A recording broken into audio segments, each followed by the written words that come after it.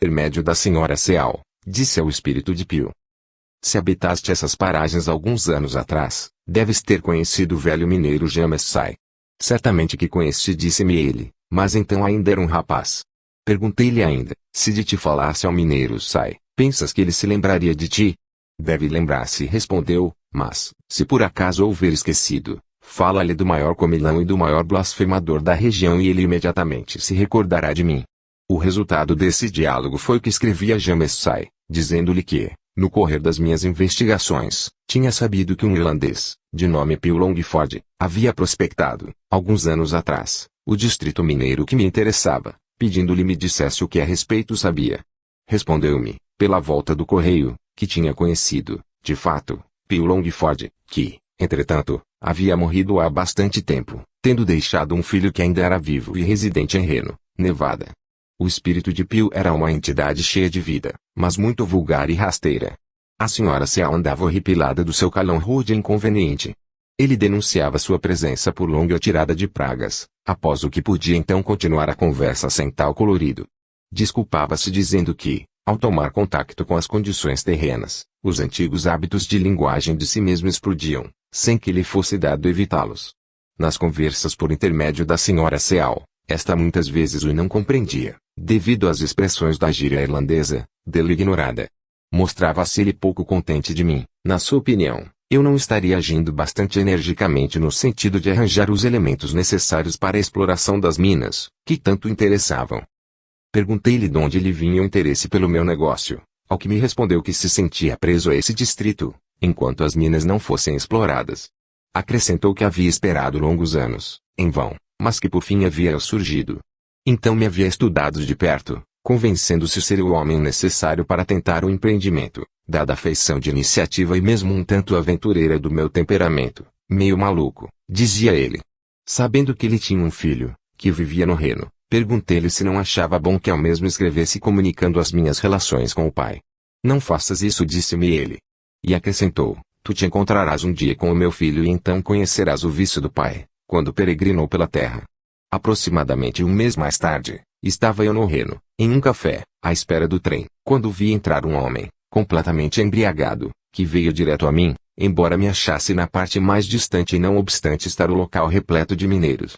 Eu vos conheço, disse-me ele, mas não me posso lembrar do nome. Vinde virar um copo comigo.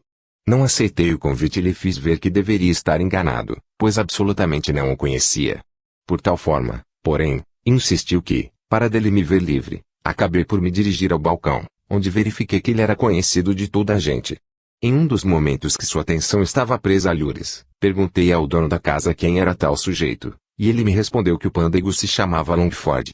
Havia, de fato, me encontrado com o filho de Pio. Na sessão imediata com a Sra. Seal, o espírito de Pio se manifestou, dizendo, logo de início, agora que já te encontraste com meu filho, deves saber qual o defeito do pai. Fui um bêbado e não é por outra coisa que me acho preso ao vosso mundo. Quando eu te disse que me sentia preso ao distrito mineiro, que ora te preocupa, queria dizer que por uma causa misteriosa, cuja explicação não conheço, o meu futuro espiritual parece estar preso à exploração das minas que prospectei, em vida. E terminou com o seu habitual bom humor. Talvez a Sra. Seal, que é uma senhora esclarecida, possa explicar-te o mistério, para mim claro como água barrenta. O caso que acabo de transcrever oferece ensejo para algumas considerações de ordem teórico-espíritas, que viriam projetar alguma luz sobre as incertezas que ainda envolvem as causas determinantes de certos estados inferiores de transição da vida espiritual, mas seria afastar-nos demasiado do nosso caminho. Devemos excluir por completo a possibilidade, mesmo longínqua, de haverem o narrador e a médium tido conhecimento da existência e dos hábitos da vida do finado Pio Longford, para em seguida tudo esquecerem. Criptomnesia. Vimos mesmo o próprio narrador, quando no local, a fim de obter informações sobre o histórico das minas, que pretendia explorar, não haver colhido qualquer referência sobre a existência desse indivíduo, homem de todo obscuro e falecido muitos anos antes, numa região deserta, distante 350 milhas da residência do narrador e da médium. A hipótese da prosopopese e metagnomia ainda uma vez se apresenta impotente para explicar os casos e como, no caso em foco, não possamos encontrar outros naturais, ou mesmo logicamente aplicáveis, encarado que seja sob qualquer um dos seus detalhes de realização, Só nos sobra o recurso da única explicação plausível, que nos aponta a personalidade comunicante como sendo de fato a do espírito do morto, que se declara presente. Não nos devemos também esquecer que a médium não compreendia o que dizia o espírito comunicante, quando este se exprimia em gíria irlandesa, o que demonstra, de um modo incontestável, a presença de uma individualidade pensante, independente da individualidade pensante da médium. A confirmar ainda estas conclusões, temos interessante episódio da predição do próximo encontro do narrador com o filho de Pio.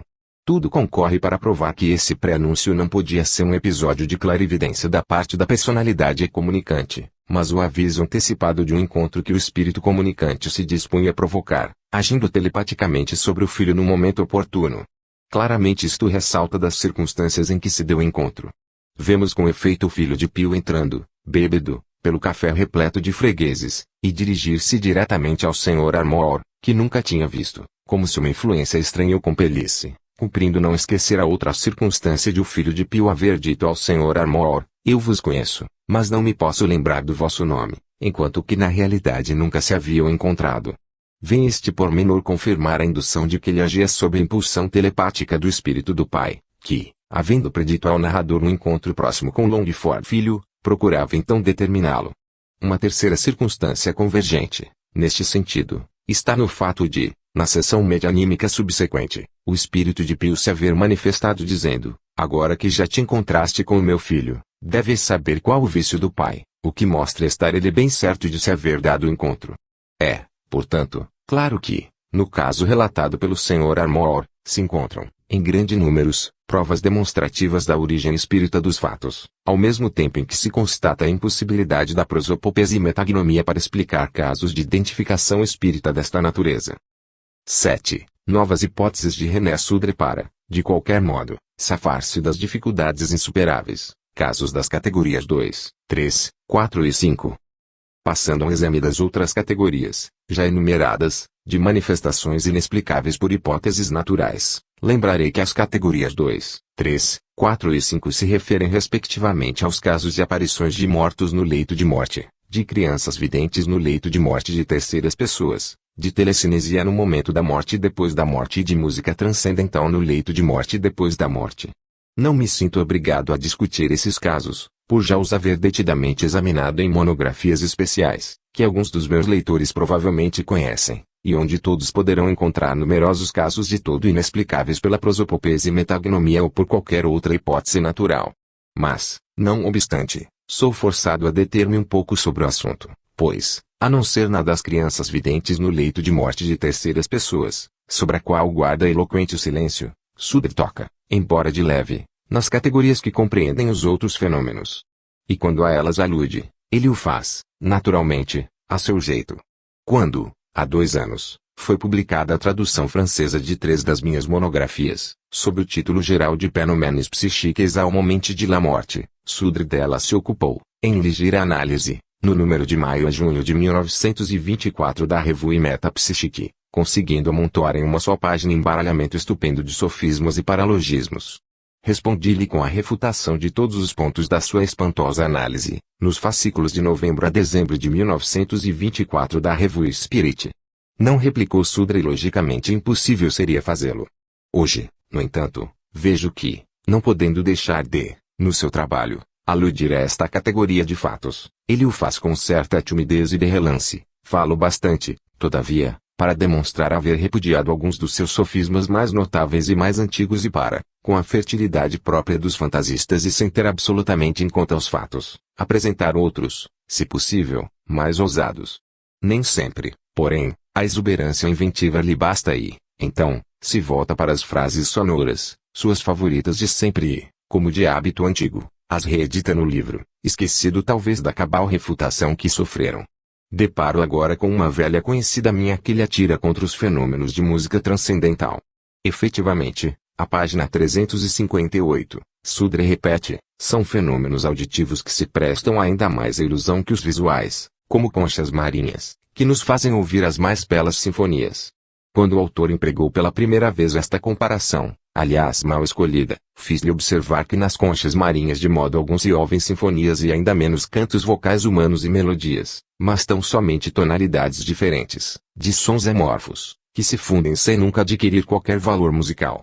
Apresentei, em seguida, um exemplo irrefutavelmente espírita de música transcendental, acompanhando destas palavras: diante das manifestações de música transcendental tão maravilhosa e em condições tão especiais, ouvida coletivamente por todos os assistentes, é de admirar que Sudre possa comparar tudo isto com os sons amorfos de uma concha do mar, sons que, aliás, são ouvidos apenas pela pessoa que coloca a concha ao ouvido e não coletivamente, por todos os presentes.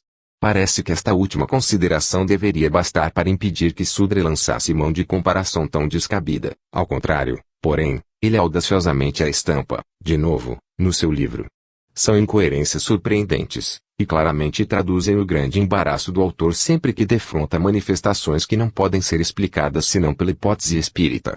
Baldo de argumentos, atira-se desesperadamente à primeira frase sonora que logo cai da pena, sem se lembrar que tais recursos, aos olhos dos competentes, mais prejudicam aos que deles se valem do que propriamente a causa que combatem. A propósito da telecinesia no momento da morte e depois dela, Sudre sumariamente expõe um caso por mim relatado para aplicar-lhe a sua antiga hipótese, reforçada de outra mais moderna. Vou aqui resumir o caso por mim transcrito, em extenso, no livro Fenômenos Psíquicos no Momento da Morte. O Dr. Vincente Caltagirone conta que tendo, um dia, em sua casa, longa discussão com um dos seus amigos, Benjamin Serchia, relativamente à sobrevivência da alma, Serchia, materialista convicto, prometeu-lhe que, se acontecesse ser, dos dois, o que primeiro viesse a morrer, havia de anunciar-lhe a grande nova da sua sobrevivência, fazendo-se reconhecer por uma manifestação especial, qual, por exemplo, a de quebrar alguma coisa do lustre suspenso na sala de jantar, onde então se encontravam. Sendo, com efeito, o primeiro a morrer, longe da sua residência e sem que o Dr. Caltagirone disto tivesse ciência, ele cumpriu a promessa. Fez-se anunciar, a princípio por pequenas pancadas no lustre, e depois, rachando a tulipa móvel que encimava a manga de vidro da lâmpada de petróleo, fez cair sob a lâmpada, em linha perpendicular, o pedaço quebrado da tulipa, isto é, colocando o pedaço quebrado onde de modo natural não teria podido cair, devido ao recipiente do petróleo, que teria impedido fizesse tão perpendicularmente. É preciso notar que as primeiras manifestações das pequenas pancadas rítmicas dadas sobre o lustre haviam começado 3 dias depois da morte de Benjamin Serchia e se repetiram durante 5 ou 6 dias consecutivos, até conseguir quebrar o pedaço da tulipa móvel do lustre. Atingido o fim, uma pancada formidável foi ouvida, como se uma bengala houvesse violentamente batido sobre a mesa. As manifestações cessaram, desde esse momento, evidentemente por estar cumprida a promessa. Eis agora como Sudre comenta o fato. A explicação metapsíquica se reduz a procurar o instrumento produtor dos fenômenos de telergia. Trata-se do agonizante agindo fisicamente, à distância, ou da própria testemunha, cujo subconsciente, avisado da morte, executa a promessa. É mesmo provável, no caso Caltagirone, que a gente percipiente tenham ambos sido instrumentos. Façamos alto um instante para examinar essa explicação. É a velha teoria das reservas, sustentada pelo autor, na sua primeira crítica aos casos desta categoria e por mim refutada, no artigo a que já tive ocasião de me referir. Essa categoria consiste em imaginar que um fenômeno telepático, suposto, em nosso caso, mas inexistente, seja capaz de ligar uma corrente de energia medianímica, por sua vez, imaginada, por comodidade teórica, no percipiente, energia suscetível de perseverar 5 ou 6 dias consecutivos, na sua tentativa de produzir um fenômeno determinado, enquanto o suposto agente nada de anormal em se percebe e, como se daria no nosso caso, continua a trabalhar no seu gabinete, ao passo que na sala de jantar se repetem as manifestações telecinésicas, de que eu seria, no entanto, o gerador exclusivo. Julgo desnecessário novo esforço para combater hipótese que se assenta em bases tão precárias. Peço aos meus leitores consultem o meu artigo acima citado, no qual a contraditei a fundo. Passemos, portanto, à segunda hipótese que o Sudre chama em auxílio da primeira. Continua ele, enfim, lícito é supor que o fantasma teleplástico, criado durante a agonia, pode, em certos casos, conservar uma vida independente da do seu criador ou unir-se a outra pessoa viva, durante algum tempo. A teleplastia experimental não nos provou que as formas viessem exclusivamente do paciente e que exclusivamente a ele voltassem. É na realidade inconcebível que todo esse imbróglio seja apresentado em traje científico, por aqueles mesmos que consideram anticientífica a hipótese espírita. Dir-se-ia mais um gracejo, tudo ali é gratuito, absurdo, fantástico.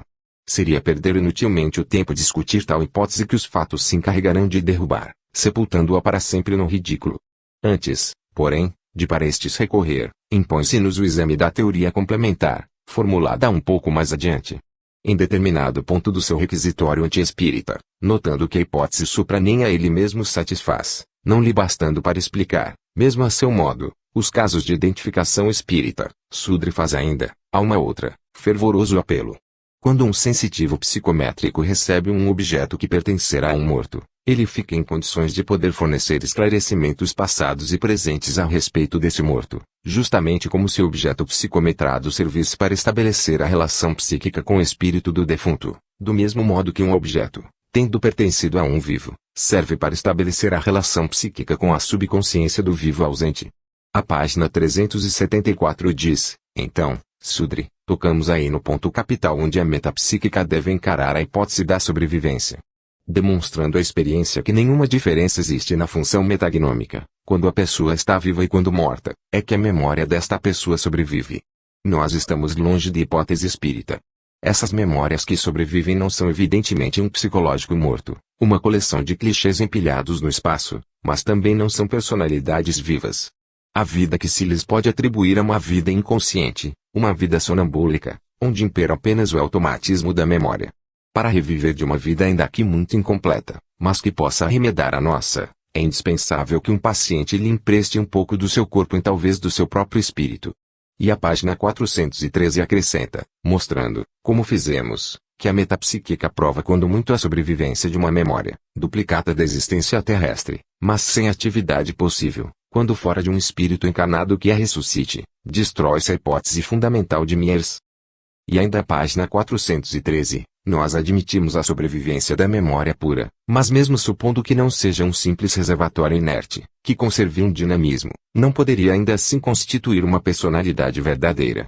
Privada do seu sustentáculo físico, ela não passa de um fantasma que, talvez, se desassocie e se apague. Para reconstituí-la, mister se faz do organismo vivo de um paciente metapsíquico. As duas hipóteses que acabo de transcrever constituem as colunas fundamentais da teoria anti-espírita formulada por Sudre. Se, portanto, demonstrarmos, sobre a base concreta dos fatos, toda a atordoante insuficiência das mesmas, sem termos mesmo em conta o absurdo profundamente ridículo que as caracteriza, provocaremos o desmoronamento imediato do grande castelo de sofismas e paralogismos edificado por Sudre, com o fim exclusivo de combater aqueles que proclamam poderem ser demonstradas experimentalmente a existência e a sobrevivência da alma. Todavia, antes de voltarmos aos exemplos, seria oportuno fazer ressaltar como a eloquência irresistível dos fatos obriga Sudre a fazer concessões teóricas que de muito comprometem a tese materialista que sustenta. De fato, se é verdade que necessário se torna admitir a existência de um fantasma teleplástico ou duplo humano, que do corpo se separa após a crise da morte para conservar uma vida independente da do seu criador ou, antes, para aderir a pessoas vivas durante determinado tempo, se ainda é verdade que preciso se torna completar essa teoria, admitindo as memórias que sobrevivem, se mister se faz aceitar tudo isso, não deveremos recear também admitir que aquele que constrangido foi, pela autoridade dos fatos, a tais extremos chegar, não tardará muito a se convencer do próprio erro, a não ser que vítima seja de incurável cegueira, e a concordar, sem restrições, com a hipótese espírita. Com efeito, as hipóteses espantosas arquitetadas por Sudre não resistem, logicamente, ao exame dos fatos e não podem constituir mais do que uma etapa teórica de transição que racionalmente há de conduzir sempre mais longe aquele que já chegou ao ponto de reconhecer a existência permanente e independente de um fantasma espiritual, consciente e inteligente, desagregado do envoltório somático no momento da morte. Voltando aos fatos, convido Sudre a aplicar as suas hipóteses ao caso de Pio Longford, em que a personalidade do morto se manifestou ao Sr. Armour, 30 e tantos anos após haver morrido, longevidade um tanto exagerada, força e confessar, para o fantasma teleplástico de que fala Sudre. Nota-se ainda, no mesmo caso, que a personalidade do comunicante, longe de se mostrar fantasma inconsciente, condenado a permanecer imóvel, suspenso no ar, à semelhança de um balãozinho cativo, à espera da médium que momentaneamente lhe empreste aparências de vida, longe de permanecer jungido não se sabe bem como, nem porque a pessoa de um vivo qualquer, ela irradia, pelo contrário, independência, consciência e vitalidade em quantidade suficiente para se manifestar a um desconhecido, que se encontra a 350 milhas do lugar em que morreu, Longford, fornecendo as melhores provas de identidade pessoal, mostrando tal independência da médium, tal atividade fora do espírito encarnado que o ressuscita, que consegue influenciar telepaticamente o filho, a fim de tornar efetiva a intenção de fazê-lo encontrar-se com Armour. Parece que acabo de dizer bastante para fazer ruir as novas hipóteses engendradas por Sudre. Que tente lhe provar o contrário, que tente aplicar as suas hipóteses aos casos de James Frazerame, da senhorita Warner George Pelion, do mesmo modo que o admirável caso de Wilde, por mim narrado nos números de março e abril, 1926, da Revue Spirit. Convido ainda a adaptar aquelas suas hipóteses ao seguinte caso, em que, mais uma vez, se vê que os espíritos dos defuntos podem livremente agir, mesmo fora de um espírito encarnado que o ressuscite, tornando assim evidente a existência de entidades espirituais independentes do médium e munidas de uma personalidade, de uma vontade, de uma atividade que lhes são próprias. Destaco o episódio do livro de Annen Suafer, Northcliffe's Return, livro bastante interessante, recentemente aparecido na Inglaterra, no qual o autor trata das manifestações e das provas de identificação pessoal, fornecidas por Lord Northcliffe, através de vários médiuns. Em mais um caso de identificação espírita de primeira ordem, inexplicável por qualquer teoria materialista e que se vem juntar à coleção já tão vasta e preciosa dos da mesma natureza, constatados nestes últimos tempos. Existe em Londres uma senhora de rara distinção, a senhora Gibbons Greenling, que, com ardor e inteligência, se dedica a investigações metapsíquicas. Acompanhadas sempre de seu filho Denise e, às vezes, da sua amiga, senhora Leonard, tentou em sessões regulares, de 1 hora cada uma, realizadas 3 vezes por semana, desenvolverem-se a mediunidade da voz direta. Durante 3 anos foi essa perseverança admirável desafiada do modo mais desanimador, até que afinal, certa vez, de um dos cantos do quarto, em que mãe e filho estavam assentados, em completa escuridão, partiu uma voz, que chamava, mamãe. Era a voz do seu filho Cedric, morto em idade muito tenra. Desse dia em diante, o fenômeno da voz direta, na senhora Gibbons Greenling, desenvolveu-se com rapidez, atingindo, dentro em pouco, perfeição rara. Atualmente os espíritos comunicantes não mais precisam do porta-voz para condensar as vibrações sonoras e falam, independentemente, com o mesmo timbre de voz que tinham quando vivos. Ora, uma noite em que a senhora Greenling fazia uma sessão na maior intimidade, Lord Northcliffe se manifestou, espontaneamente, para dizer à médium que desejava fosse convidado a tomar parte numa das sessões o jornalista Annen Suafer, a quem desejava falar. A senhora Greenling conhecia, de nome, Lord Northcliffe, mas nunca ouvira falar no jornalista Annen Suafer. Para obter as necessárias informações dirigiu-se à sua amiga senhora Leonard, que se encarregou de prevenir Suafer e de apresentá-lo à senhora Gibbons Greenling. Annen Suafer compareceu a uma dessas sessões a que também assistiram, além naturalmente da senhora Greenling e Denise, a senhorita Louise e a senhora Osborne Leonard. A sessão teve início em quarto iluminado por pequena lâmpada elétrica, suspensa ao teto. Passados alguns minutos, ouviu-se uma voz direta partindo do ângulo menos iluminado do quarto, dizendo, a luz está muito forte. Era a voz de Cedric. Suafer levantou-se e atirou a lâmpada, colocada um tanto alto, 2 lenços que, depois de algumas tentativas, nela se prenderam, envolvendo-a, o que de muito diminuiu a intensidade da luz. Agora é Annen Suafer quem vai narrar o ocorrido, escreve ele. Logo após, ouvi a voz de Lord Northcliffe, que me disse perto do ouvido, Doris está aqui comigo. Para que se possa bem compreender a significação disto, devo esclarecer que, dias antes, durante uma sessão com a senhora Leonard, perguntara eu ao Lord Northcliffe se, no meio espiritual em que se achava, não havia encontrado uma pessoa dele conhecida e a mim estreitamente ligada. Compreende bem a quem me quero referir?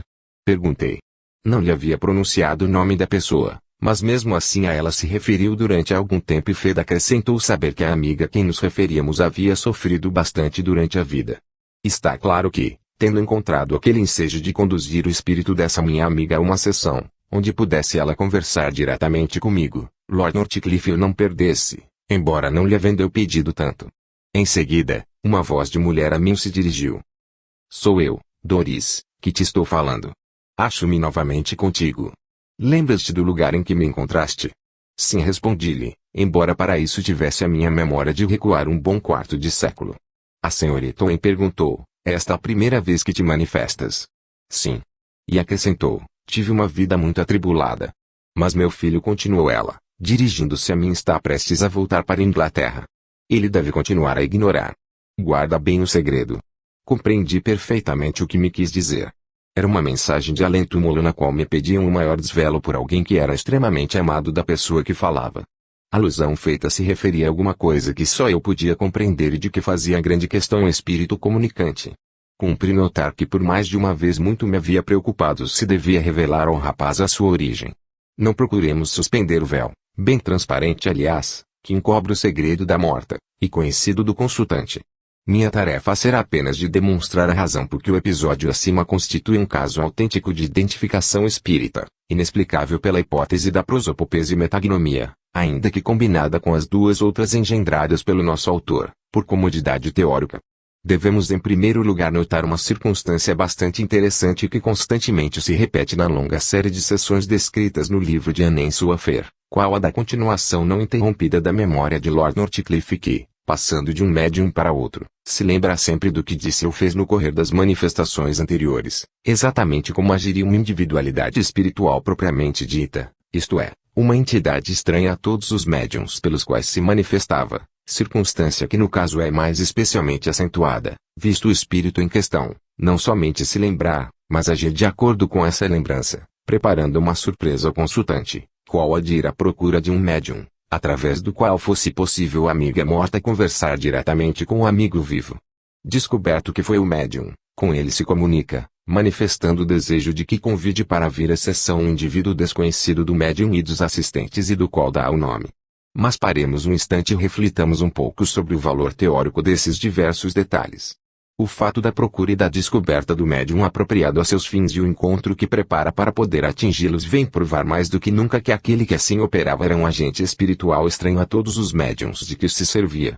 Esse agente havia de fato, nessa circunstância, deliberado e agido não com auxílio de um médium, mas fora de um espírito encarnado que o ressuscitasse, como ressalta do fato de ter ele desenvolvido sua atividade no intervalo decorrido entre duas sessões experimentais, intervalo que foi de alguns dias. Nessas condições, claro está que a hipótese da prosopopese e metagnomia, reforçada pela da sobrevivência temporária de um fantasma teleplástico inconsciente especada ainda pela sobrevivência de uma memória, duplicata da existência terrena, mas sem atividade possível fora de um espírito encarnado que a ressuscite, está claro, dizia, que esse conglomerado de hipóteses fantásticas não se aplica a manifestações supranormais, que se desenrolam fora das sessões experimentais, fora de toda a relação medianímica, fora de toda a influência psíquica dos vivos. Com isto, não nos devemos esquecer do valor teórico, no mesmo sentido, contido no simples fato de uma voz independente que exprime o desejo da intervenção nas sessões de pessoas desconhecidas de todos os assistentes. De onde, com efeito, emergia o nome da pessoa viva desconhecida, cuja presença se pedia, para um fim determinado. Eis um novo enigma que aquele conglomerado de hipóteses não pode resolver. 8. Aparições de mortos no leito de morte. Chegando ao exame do que Sudre julgou oportuno dizer sobre os casos de aparições de mortos no leito de morte, verifico, desde logo, haver ele suprimido a primeira objeção feita quando publicou a análise do meu livro, tendo mantido a segunda, embora fosse esta refutada pelos mesmos argumentos que inutilizaram a primeira. Verdade é que nos apresenta agora essa segunda hipótese sob forma um tanto diversa, generalizando-a mais e fazendo-a mais complexa, talvez esperando, assim, torná-la invulnerável. Se assim pensa, engana-se redondamente. Eis a nova edição da velha argumentação. Bozano colecionou 3 grupos desses casos espontâneos que, igualmente, considera irredutíveis. Não vemos como os casos de aparições de defuntos no leito de morte possam resistir à explicação metapsíquica. Sabemos que as crises orgânicas favorecem as manifestações telepáticas. Se vemos fantasmas à cabeceira de um moribundo, é que este último provavelmente os criou. Objetivou as imagens de entes queridos, daqueles que vigorosas tradições morais ou religiosas lhe apresentaram durante a vida, como habitando um mundo que, por sua vez, vai habitar. Mesmo com as faculdades conscientes já anuladas, seu subconsciente pode conservar uma atividade considerável. Se os entes, cuja imagem aparece, moravam na localidade, os traços psíquicos respectivos podem contribuir para o fenômeno. Bozano declara que, em telepatia, é o fantasma do agente que aparece ao percipiente. Aqui se dá o inverso, mas nós não estamos às voltas com a telepatia e os fantasmas são perfeitamente objetivos. Pag. 357, relativamente à última objeção, que é a repetição da precedente, parece impossível que Sudre, dado o intervalo decorrido, não houvesse verificado que, Nos casos do gênero dos que temos em vista, a única hipótese que os nossos opositores poderiam tentar, com alguma razão, fazer prevalecer era justamente a de uma telepatia, sob a forma do pensamento dos presentes e dos ausentes voltado, nesse momento, para os mortos percebidos em visão pelo moribundo, e que esta possibilidade, uma vez excluída, possibilidade aliás insustentável na maioria dos casos, não existe nem pode existir qualquer outra hipótese explicativa, além da que afirma a presença de espíritos de mortos percebidos em visão pelo moribundo. Nessas condições, só me resta assinalar com satisfação que, uma vez pelo menos, encontro-me de acordo com o meu contraditor que, afirmando muito justamente que nas circunstâncias em apreciação nós não estamos às voltas com a telepatia, reconhece a justeza da tese espírita, ainda que disto não pareça perceber-se. Para demonstrar o que afirmo, vejo-me forçado a reproduzir um trecho da minha precedente argumentação, ao refutar em primeiro lugar a hipótese alucinatória, outrora sustentada pelo autor, e em seguida a da teleplastia, por ele ainda defendida. Eis como eu me exprimia, um pouco adiante, a propósito das aparições de mortos no leito de morte. Meu crítico observa, Bozano acrescenta este argumento: se os fenômenos em questão tivessem como causa o pensamento do moribundo, dirigido para aqueles que ama, o moribundo, em vez de ser exclusivamente sujeito a fenômenos de forma alucinatória representando defuntos, deveria perceber mais frequentemente formas alucinatórias representando pessoas vivas. Ora, isto nunca se tem verificado. Como garantir isto? Os fenômenos alucinatórios, representando pessoas vivas, são mesmo frequentes na história da metapsíquica. Apresso-me em responder ao ponto interrogativo que se me dirige de modo tão peremptório e o faço começando por pedir licença para lembrar que não sou dos menos competentes em matéria de classificações metapsíquicas. O que tenho afirmado é sempre o resultado da análise comparada de grande número de fatos colhidos com o maior escrúpulo. No caso que nos prende agora a atenção, os fatos mostram que os fenômenos do gênero das aparições dos vivos se produzem com uma relativa frequência, mas que não se conhece um só exemplo de aparição de vivos no leito de morte. É esta última circunstância, teoricamente muito importante, que eu quis pôr em evidência pela argumentação incriminada. Isto faz que a pretendida objeção ou refutação do meu crítico, isto é, que os fantasmas dos vivos são frequentes na história metapsíquica, não seja nenhuma objeção, nenhuma refutação, mas simplesmente uma constatação de fenômeno, que nenhum metapsiquista se lembrou, até hoje, de contestar.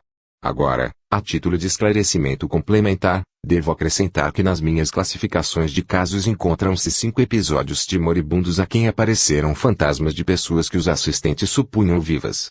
Em todos os 5 casos, porém, verificou-se depois que as pessoas vistas pelos doentes haviam morrido, em tempo que variava, antecipando-se a época da aparição, de 9 dias a 5 meses, sem que disto nenhum dos assistentes ou o moribundo tivesse ciência.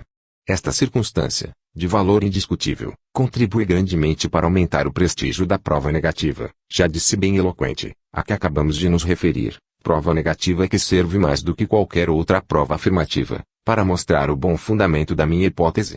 Concluí, pois, nos termos seguintes, dado que da análise comparada dos fatos resulta que nos fenômenos de aparição de mortos, no leito de morte, não se produzem interferências de aparições de fantasmas de vivos, quando essas interferências se deviam dar frequentemente, se esse fenômeno fosse devido a uma projeção do pensamento de moribundo, segue-se que a última hipótese deve fatalmente cair. Não permanece, portanto, de pé senão uma hipótese capaz de explicar esse conjunto de fatos, e é a que afirma que as aparições de mortos no leito de morte são manifestações objetivas e estranhas a todos os assistentes. O que importa é reconhecer nessas aparições a autêntica personalidade dos mortos vistos pelo moribundo e pelos assistentes. Estas considerações servem ainda para liquidar uma outra objeção, que Sudra me dirige, sobre o mesmo assunto. Diz ele, enfim, como argumento supremo, Bozano escreve, salvo raríssimas exceções, é o fantasma do agente que se manifesta ao percipiente, enquanto que nos casos de aparições de mortos no leito de morte, a regra do mesmo modo indiscutível é diametralmente oposta.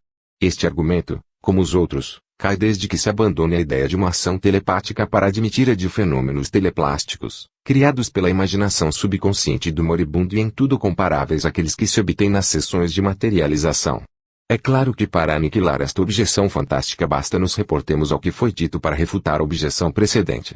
Se é verdade que nos casos de aparições de mortos no leito de morte não se constatam episódios de aparições de vivos, não obstante o moribundo pensar comumente e intensamente em pessoas queridas e ausentes, isto prova que as aparições de mortos, vistos pelos moribundos, não são nem projeções, nem objetivações do seu pensamento.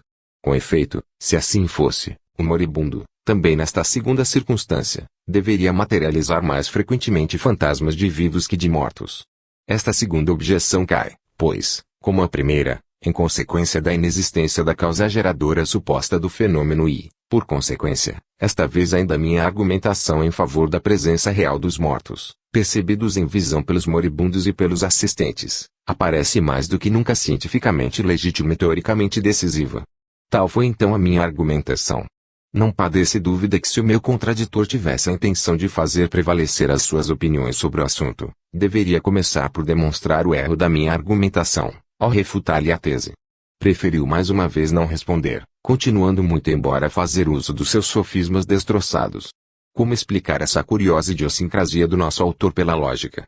Se persuadido está que a razão lhe assiste, não há motivo para que a não demonstre. Se intimamente reconhece não estar ela consigo, não se compreende que persiste em apresentar argumentos que sabe destituídos de base.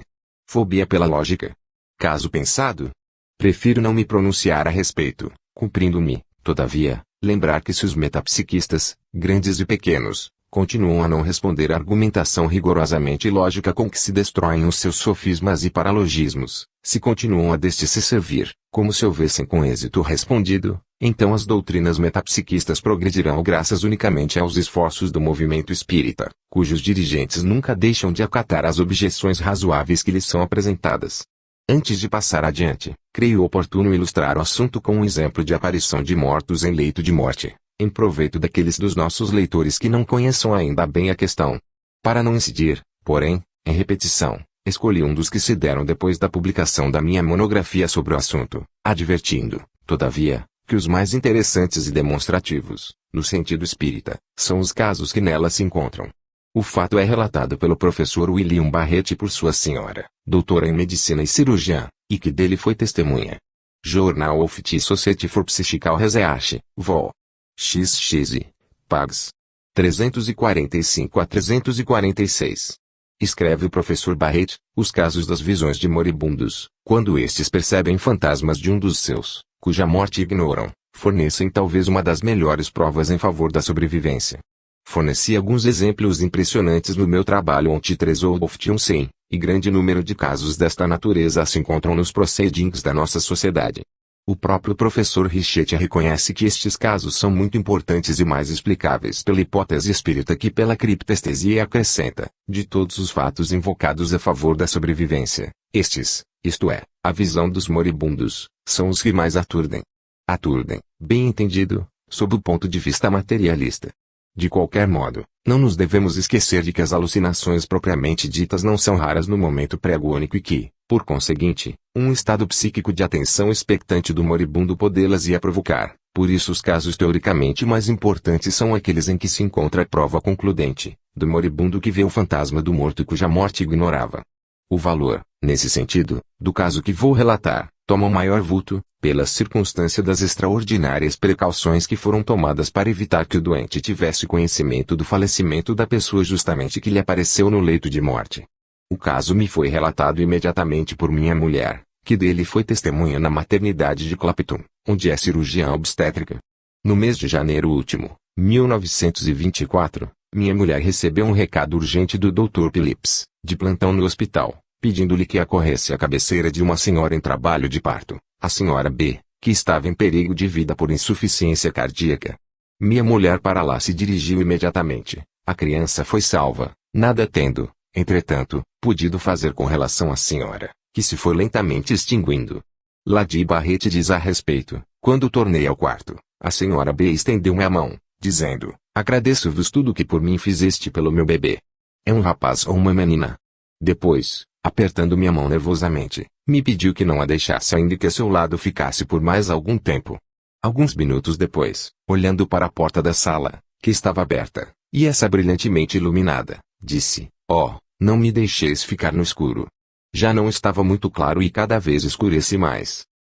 Momentos depois, olhou para cima, sorrindo e cheio de beatitude, exclamando: "Oh, como é belo! Que encantamento!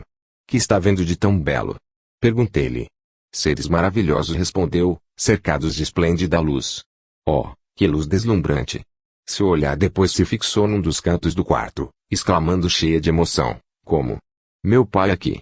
Ele diz-me que é feliz e que eu me disponho a acompanhá-lo. Quisera somente que P. seu marido, estivesse aqui." O seu pai havia morrido algum tempo antes. Mandou-se chamar o marido, que chegou alguns minutos depois. Ela acolheu com alegria e lhe falou do recém-nascido. Depois, muito gentilmente o fez mudar de lugar, dizendo-lhe: "Deixa-me ver esta luminosidade maravilhosa." Pouco depois, expirava, sorridente e feliz. Para completar a relação dos fatos, escrevi a diretora da maternidade, que me pôs ao corrente de um incidente de excepcional importância sob o ponto de vista teórico. Diz ela: "Pouco tempo antes de se dar o falecimento da senhora B, achava-me à sua cabeceira, com seu marido e sua mãe. O marido falava-lhe um tanto debruçado, quando ela o empurrou delicadamente para o lado, dizendo-lhe: "Oh, não me tape este maravilhoso espetáculo, é demasiadamente belo." Voltando em seguida a cabeça para o lado em que eu estava, fixou um ponto no espaço, dizendo: "Interessante. Vida aqui está." Referia-se a uma das suas irmãs, falecida 3 semanas antes e cuja morte ignorava. O professor Barreta escreveu a Amanda Vidente, que confirmou o importante episódio da visão de Vida, nestes termos: "O episódio mais maravilhoso é o que se prende à morte da minha filha Vida, que estava inválida desde alguns meses e que morreu a 25 de dezembro, ou seja, 18 dias antes da morte de Doris, senhora B. Esta última já estava gravemente enferma e a diretora do hospital nos recomendou o mais absoluto sigilo sobre a morte da irmã. Despíamos o luto sempre que íamos ver e as cartas do que para ela chegavam eram entregues ao marido, a fim de evitar qualquer alusão que a viesse por ocorrente do triste acontecimento. Após o parto, ao passo que se ia extinguindo rapidamente, disse em determinado momento: "Torna-se cada vez mais escuro, já quase não vejo mais." Pouco depois a sua fisionomia pareceu iluminar-se por tal forma que não me foi difícil compreender que a visão celestial lhe havia sido desvendada. A beatitude da fisionomia oferecia um espetáculo verdadeiramente edificante. E ela continuava: "Que espetáculo esplêndido! Que maravilha! Que pena não poderem vê-lo como eu vejo." E, fixando determinado ponto: "Meu pai está aqui. Veio, porque quer que eu vá. Está só." E como que respondendo a um convite: "Já vou, já vou." Dirigiu-se em seguida a mim: "Oh, se soubesses como ele está perto de nós." Tornando a olhar, de novo, para o mesmo ponto, manifestou a maior surpresa e disse: "Como? Vida está com ele." E ainda ao pai: "Bem sei que queres que eu me vá contigo. Já vou, já vou." Depois disto murmurou palavras de despedida que não conseguimos bem compreender. A propósito de caso tão interessante, fiz notar a Sudra não haver notícia de caso algum de moribundo, ao qual houvesse aparecido o fantasma de um vivo, por maior que fosse o desejo seu de rever esse vivo, antes de expirar, o que traduz grande interesse teórico, por isso que serve para excluir a hipótese alucinatória das visões dos moribundos, explicação que se pretende basear na atenção expectante. Acrescentava mesmo que, não somente nunca se verificara esse fato, mas que se havia ainda observado a circunstância complementar do aparecimento de fantasmas de pessoas que o moribundo, tanto como os assistentes, julgavam vivas, mas que, então, já eram falecidas, como de verificação posterior. O caso que acabamos de narrar vem se juntar aos outros, pertencendo embora a grupo bem diferente, pois neste os assistentes não ignoravam a morte da pessoa aparecida. Não impede isto, entretanto, que o seu valor no sentido espírita seja igualmente considerável, visto a hipótese de uma transmissão telepática dos assistentes ao moribundo não poder ser seriamente sustentada. Com efeito, se assim tivesse sido, o fenômeno se desenrolaria de modo completamente diferente. Se alguém, todavia, fosse levado a admitir tal hipótese, como poderia então explicar os casos em que nenhum dos assistentes conhece a morte da pessoa cujo espírito se manifesta ao moribundo?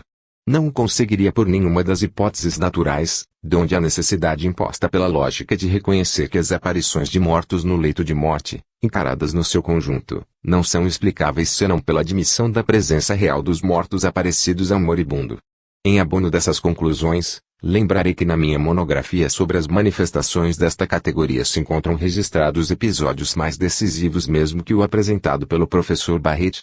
Tais, por exemplo, os casos de criancinhas que, presentes ao leito de morte de outras crianças, Percebem fantasmas de mortos que são reconhecidos pelos assistentes, casos em que se verificam todas as circunstâncias necessárias à eliminação, de modo definitivo, das hipóteses alucinatória e telepática, seja da parte do moribundo, seja do percipiente, pois crianças menores de 5 anos, sem a menor noção do que seja a morte, não se podem autossugestionar, nesse sentido, a ponto de provocarem para elas mesmas visões alucinatórias de defuntos, transmissíveis a uma outra criança presente.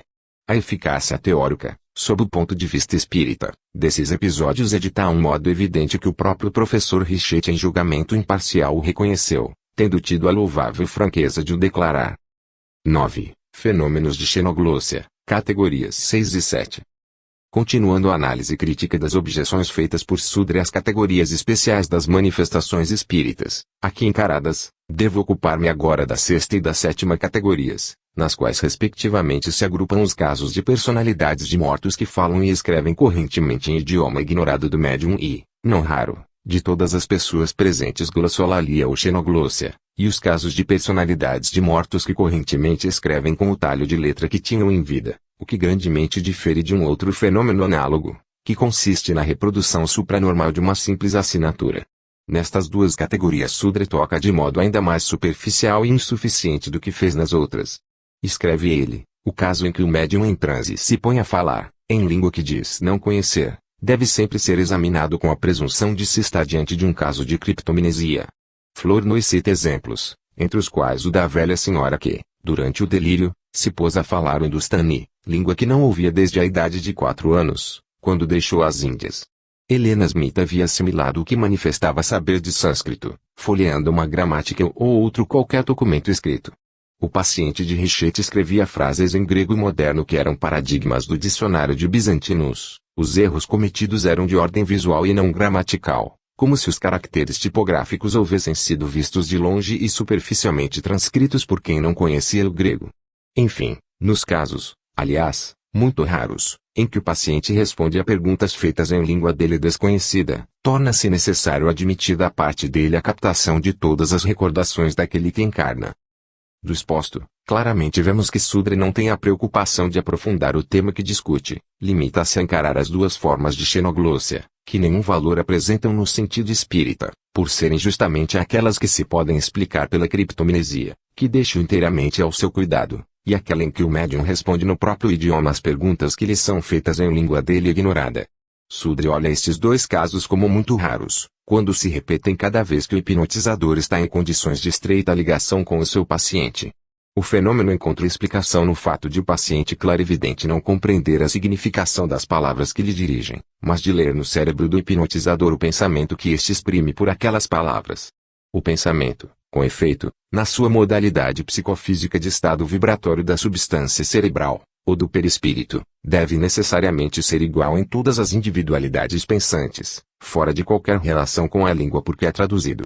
A dificuldade insuperável de uma explicação natural dos fenômenos de xenoglossia começa quando o médium, não só compreende as perguntas que lhe são feitas em língua que ignora, mas responde à conversa nessa mesma língua. Neste ponto Sudre não ousou tocar e, se digo que ele não ousou, é por não poder admitir e ignore ele casos dessa natureza, que sempre se deram e que, nestes últimos tempos, se vêm repetindo, sob múltiplas formas, todas de grande importância teórica.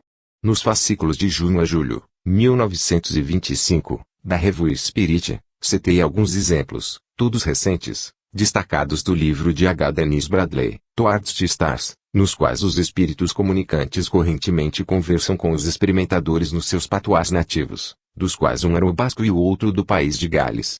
No segundo trabalho do mesmo autor, Wisdom of the Gods, outros exemplos se encontram interessantes, no nosso gênero, nos quais os espíritos comunicantes, sempre por meio da voz direta, se exprimem em francês, alemão, italiano, dinamarquês, russo, chinês, japonês.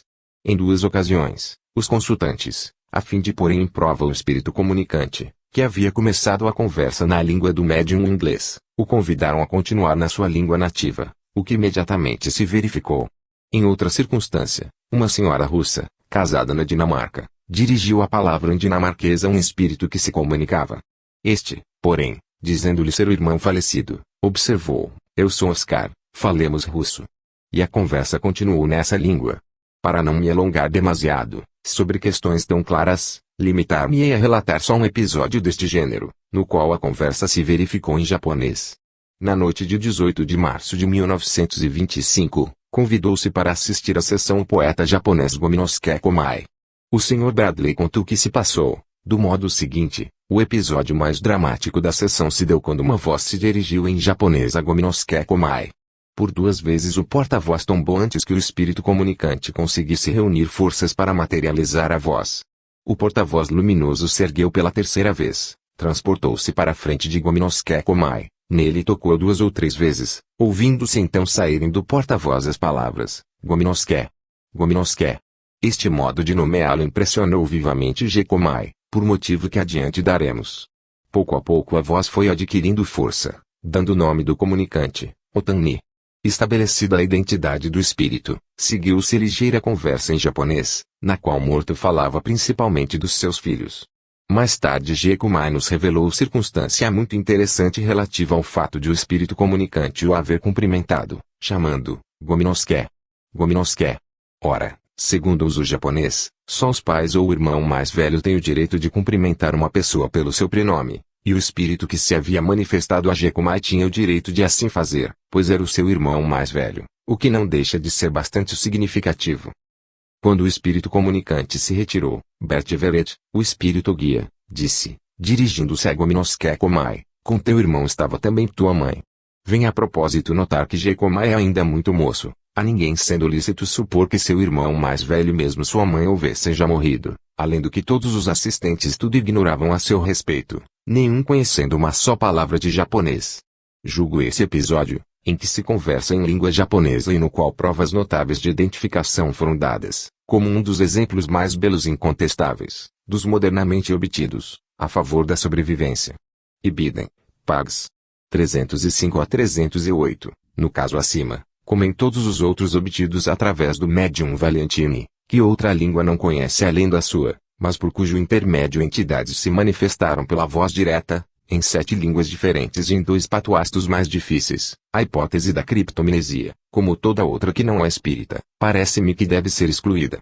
Basta nos lembremos de que para compreender uma língua não é necessário que o médium a conheça, por lhe bastar perceber o pensamento do consultante, o mesmo não se dá, porém, quando se trata de falar essa língua. Nesse caso, indispensável se torna conheça o médium, pois a clarividência é de todo impotente para suprir os necessários conhecimentos, dado que a estrutura orgânica de uma língua é pura abstração, que não se pode ver nem perceber nos cérebros alheios. Teríamos de admitir que o médium, graças à sua própria lucidez, pudesse de um momento para outro tornar-se conhecedor dos vocábulos correntes de uma língua, das variações de gênero, números, caso e tempo, assim como das principais regras da gramática, pelas quais lhe fosse possível agrupar, dispor, coordenar as frases, apoderar-se da fonética especial de cada palavra, dos característicos da língua ou do dialeto, das inumeráveis locuções e idiotismos que constituem o fermento vivo de cada idioma. E será isto possível? Não posso crer haja quem, com o único fim de evitar uma outra explicação simples, natural, emergindo espontaneamente dos fatos, ouse defender tese tão extravagante.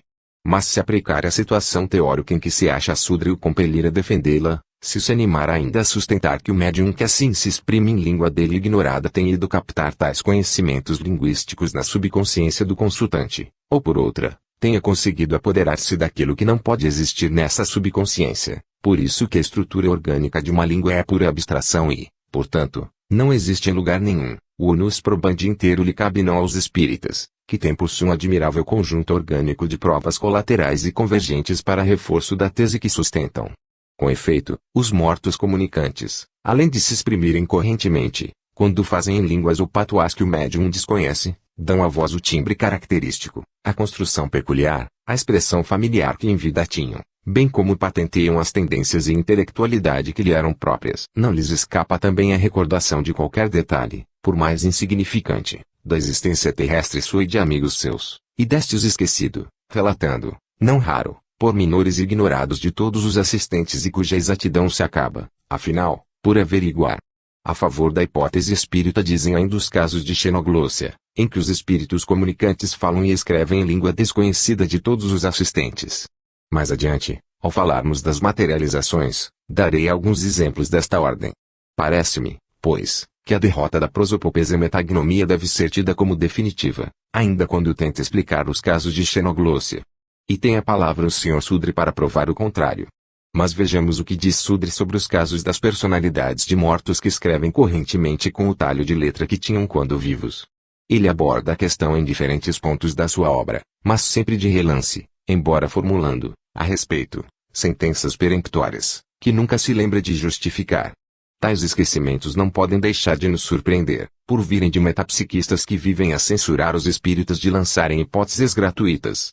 A página 353 do seu livro, diz Sudre, não passando a letra de um sistema de recordação, não deve causar espanto que um médium possa reproduzir a assinatura de um morto, não sendo mesmo preciso atribuir a criptomnesia o caso do cura de Burnier e do síndico de Chalmontet, para que se rejeite a hipótese de uma manifestação do espírito destes. E a página 291, poderia causar surpresa. A reprodução de um talho de letras semelhante ao de uma pessoa morta. Mas a letra A não é mais do que um fenômeno psicomotor. Esta sentença radical, que não passa de simples expressão verbal sem qualquer significação, seria, na opinião do autor, bastante para explicar o complicado mistério. Mas o número de janeiro a fevereiro, 1926, da Revue Metapsychique, trata do caso de um sensitivo austríaco, Sherman, que, quando posto psicometricamente em relação com uma pessoa, consegue, às vezes, reproduzir-lhe a assinatura, lentamente, como se a copiasse de um autógrafo que tivesse diante de si. Sudre não perde a boa ocasião que lhe depara o acaso e, triunfalmente, exclama, é uma prova indiscutível de não ser preciso recorrer à hipótese espírita para explicar os fatos de reconstituição da letra ou da assinatura dos mortos. Quis a má sorte do nosso autor, para que uma pequena ducha fosse dada no seu entusiasmo anti-espírita, que o número de março, 1926, da Revue Spirit, aparecesse no mesmo tempo que o seu artigo.